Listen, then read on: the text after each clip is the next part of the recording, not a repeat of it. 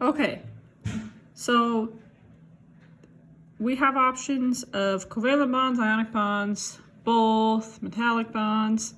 Some people have been struggling with how to know when it's both. So I'm going to show you kind of how to approach these problems. So let's look at number 1, CaCl2. So Ca is a metal, right?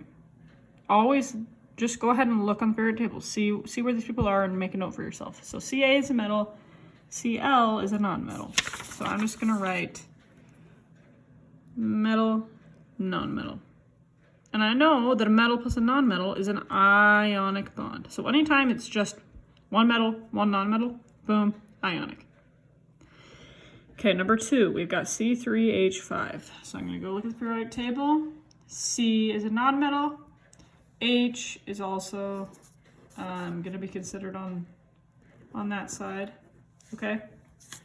So that means we have a non-metal and a non-metal. We know that if it's one type of non-metal and another element in a non-metal, then it's going to be a covalent bond.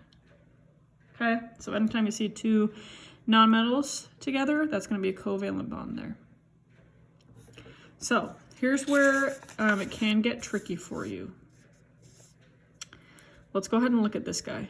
Okay, so we have Al. Al is aluminum right underneath that staircase, so aluminum technically counts as a metal here.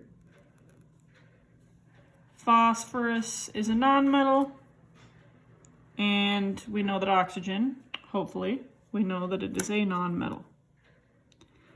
Well, what are we supposed to do when we have a metal, a non-metal? That should be ionic, right? And then a non-metal and non-metal. That should be covalent. Well, it turns out that this situation is actually both, and I want to explain why. So, hopefully you recognize that PO4 is one of those polyatomic ions. Okay, so PO4, this structure, somehow ends up having a 3- charge, and so therefore it becomes its own ion in there. Okay, and we know that aluminum, when it becomes an ion, it usually wants to have a +3 charge. Okay, so we know there's going to be an ionic bond happening between these two ions, right? Ionic bond, ions. There's a +3 charge here, and this guy has a -3 charge. So we know that there's an ionic bond happening like right there in between them.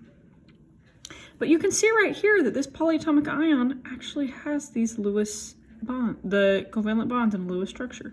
Okay? And so that tells us that there's covalent bonds inside of a polyatomic ion. So there's covalent right here, ionic right there, covalent right there. Non-metal and non-metal inside of a polyatomic ion, there's a covalent bond happening in there. And then between the metal aluminum and the negatively charged PO4, we know that there's ionic there, which means that it's both. Okay, so generally speaking, when you have a metal plus a polyatomic ion, you can probably make your best bet that this is going to be both. Hopefully that helps.